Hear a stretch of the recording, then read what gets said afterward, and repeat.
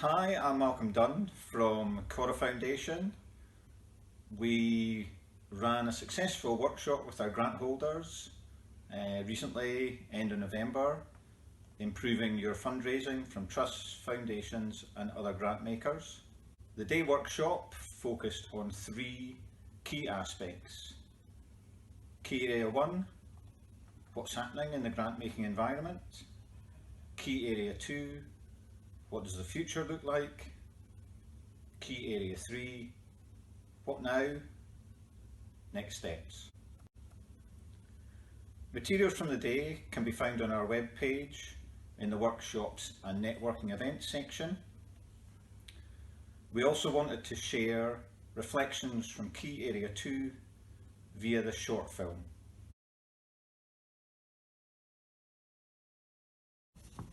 Hello, I'm Carolyn Soros. I'm Cora Foundation's Deputy Chief Executive. This session is an input on what I see as the current big issues for funders. Of course, it's just my perspective, and on the day of the workshop, we also developed and explored these ideas in conversation between us. As you know, much of the work of the third sector is about making the world a better place, and this feels like a really powerful moment in human history. I feel like we really are on the cusp of something. We're tottering. And I'm not entirely sure if it's something terrible or something brilliant. As Dickens said, it was the best of times, it was the worst of times. So is it the worst of times? And personally, I'm listening very carefully at the moment to the messages I'm hearing about data, about populism and the rise of the right wing, and I wonder if our chances of free and fair elections are possible in that context. I'm reading about trends in wealth and patterns over recent decades, of the richest 1%'s wealth growing, and the wealth of the rest stagnating or falling, rising inequalities. Like many, I'm so concerned about the climate emergency, about the need to take urgent action beyond anything we're doing now, and the consequence if we don't, not just for the natural world, but for migration, inequality, health and social cohesion. But is it the best of times as well? My moments of hope. Greta Thunberg and the leadership that young people across the world are showing on the climate emergency. In the economic sphere, we've got the Financial Times publishing articles about how we need a new form of capitalism that thinks as much about benefit in wider terms and challenges the primacy of shareholder returns. And in our digitally challenging world, there's such an opening up of learning and connections that can't all be bad. For example, my niece seems to learn everything from YouTube, and she's so much more accomplished than me. So is it the best of times or the worst of times in funding? Well, again, I think there's some evidence for both sides here.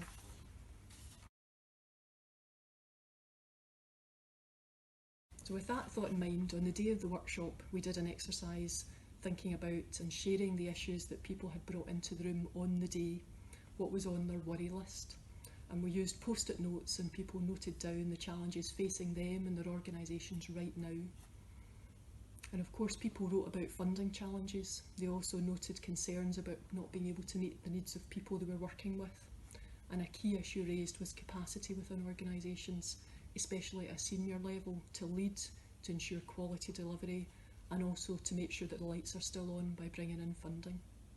Our second exercise on the day involved travelling together forward in time to 2040. 20 years from now, so imagine Greta Thunberg as the Secretary General of the United Nations. Imagine the young people who are entering secondary school now in 2020, have been to university, which was all online of course. They've been working for 10 years. They have kids who are starting school. Imagine the 99th round of Brexit negotiations are just beginning. So we imagined in the workshop together what 20 years from now would look like, and we noted down what we thought the big issues might be, both for our organisations and for people in Scotland. And this prompted quite a different set of questions which people took time to share and talk about with each other. And some of the themes were about what might have changed in Scotland in that time, what might be the role of digital, what might have happened because of climate change. Some people talked about continuing needs for the people that they work with. Some people even talked about their hope for the organisations they run to have successfully embedded real change and not even any longer to be needed.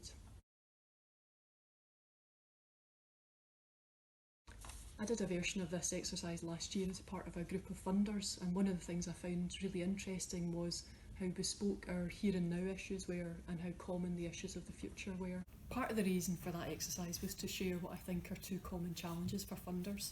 Firstly, that mighty as they may be in some cases, funders' resources are not unlimited, and in the face of such complex social, economic and environmental issues, in the face of rising need and real hardship, in the face of long-standing challenges, some of which we don't think will even be solved and tackled within 20 years, funders are increasingly trying to understand their own best response.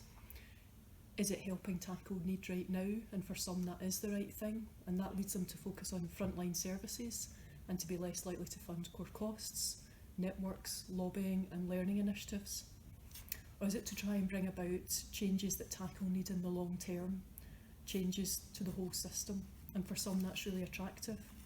And it leads them to focus on step change ideas and to be less likely to just fund good stuff year after year. The second challenge this prompts for funders, endowed foundations in particular, is what is their responsibility as organisations that have the privileged position of resources that means they have longevity. They have an ability to say, we will be here in 20 years' time. And indeed for many foundations that steadfastness, that rock in the ocean is their identity. But does that bring a responsibility to be looking ahead? Unlike a government perhaps, to be able to say we are going to help you get ready for the challenges of the future. Because we can take a long view. As an example, you see organisations like the Association of Charitable Foundations annual conference last month focused on climate change. That's an area where few big charitable foundations focus a lot of their giving right now, and that might well change in the future. So what are funders talking about right now? Right now in Scotland you have a significant set of funders thinking about their own future plans and strategies. So I'd mention here funders like the Robertson Trusts, like Catanach, ourselves at Cora Foundation, and what you'd expect with a new director and an incoming Scotland chair at the National Lottery Community Fund that next year they would also do a significant review. UK funders like Paul Hamlin Foundation are also restating their approach. So it's a great time for third sector organisations to be talking to funders about the big issues and also taking soundings of the direction they think they might be going in. Meeting funders, as I do quite a lot, they're talking of course about political uncertainty, they're talking about poverty and rising social needs, they're talking about trauma and adverse childhood experiences, they're talking about multiple disadvantage. And to add to your reading list, I would recommend the Hard Edges report from Heriot-Watt University that I think has been quite influential on a number of funders and indeed the Scottish Government. Funders are also continuing to exchange with each other around good funding practice, about improving together, and that's what forums like the Scotland Funders Forum and Scottish Grantmakers are all about. Better, informed, connected funders brings better funding practice. Looking more widely at future trends, I'd like to give a perspective both from Scotland and further afield, what the UK trusts and foundations and some of the global trends in giving and philanthropy. So for me there's 5 trends that are influencing funding right now and in the future.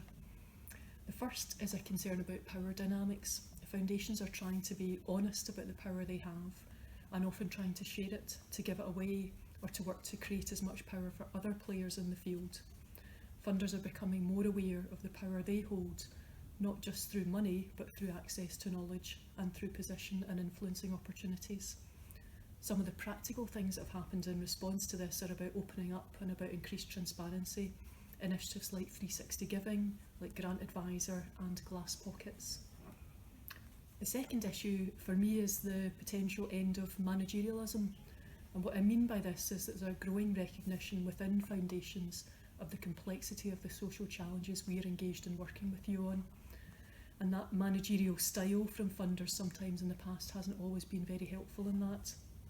So for example, funding outcomes rather than outputs is a really good thing.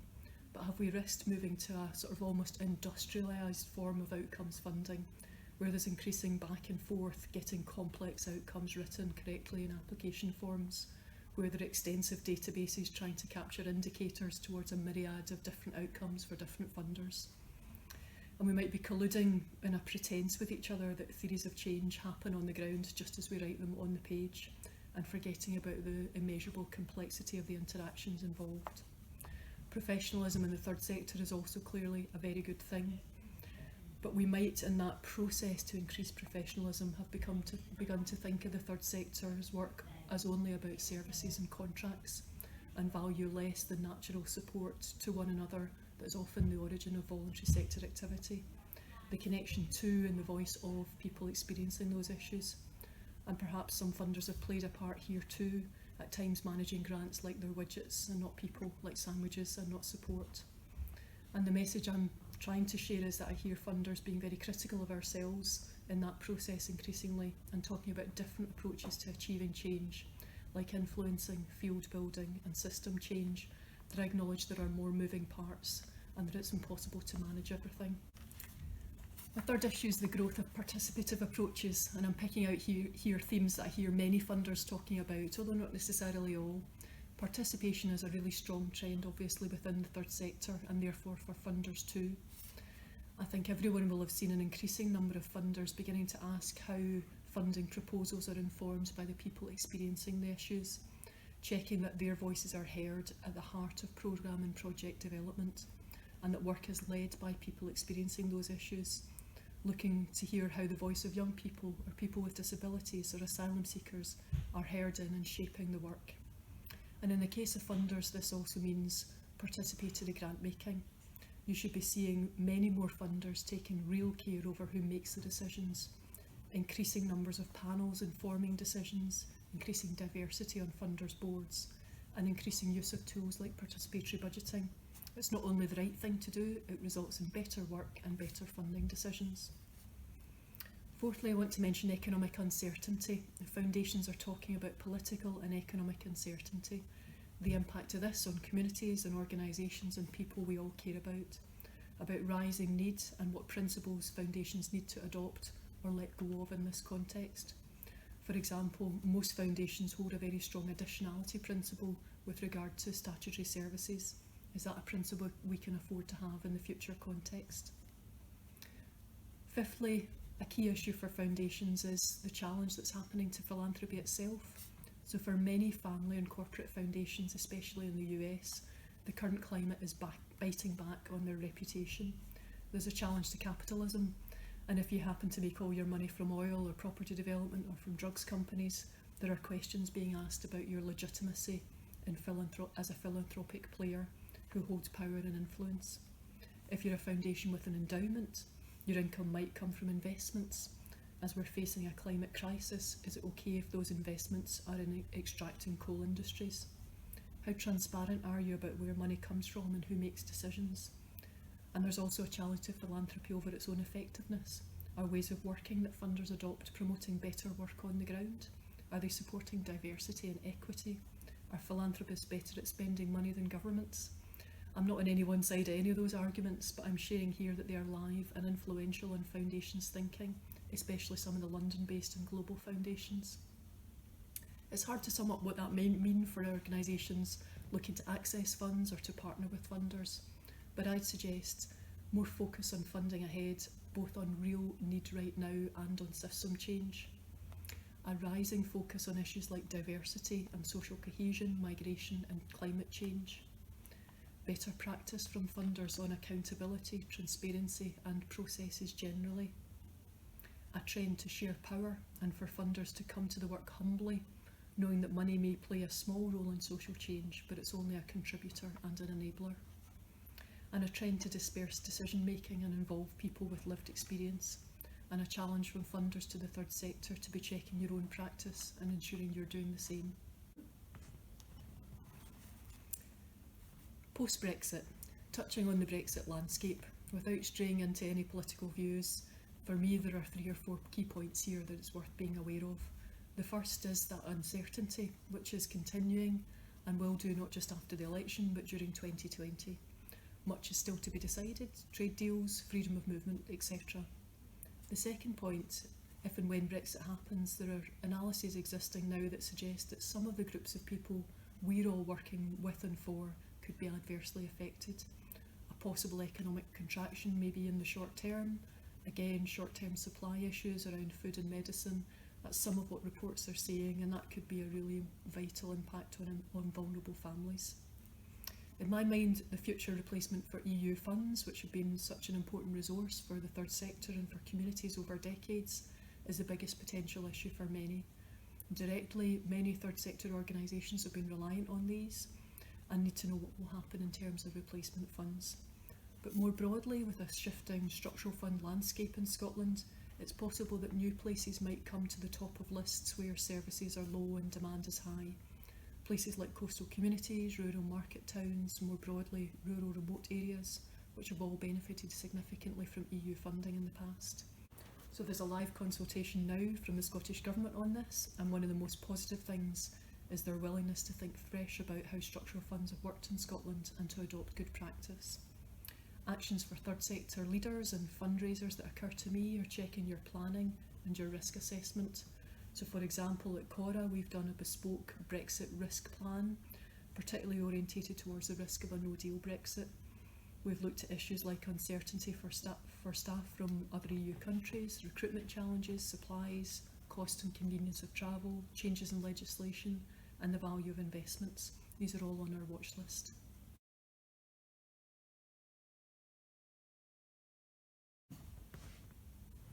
So Cora Foundation, I've been asked to say a little here at the end about Cora Foundation's own strategy and approach.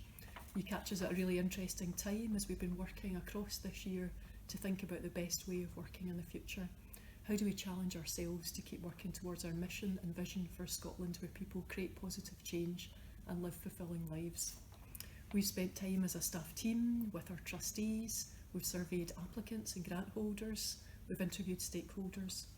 We've had a particularly interesting set of one-to-one conversations with people outside of our own organisation, some partners, some other funders, some people outside of Scotland, some small community-based third sector organisations and some bigger networks.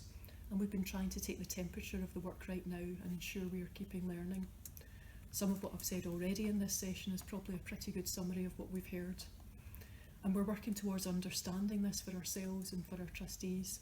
The focus is probably a bit more on how it is that we work rather than particularly what we do or why we're doing it. And I'm not going to reel off here a new strategy, partly because it's not yet agreed by the trustees. But as we step into the early part of 2020, you'll see an increased focus from Cora on ways of working that are collaborative and participative. And that should be evident both in the funding opportunities and in our relationships with you. We expect still to be making small and large grants, to be working alongside communities and places, and to be working in partnership with other funders, like the Scottish Government, to deliver excellent funding programmes on their behalf. Overall, Cora Foundation, especially in our recent past, has been the foundation that wants to work to strengthen people's voices and their ability to make change happen for themselves. And it's really quite exciting to imagine how that idea can increasingly inspire us to work together to help others bring about positive change.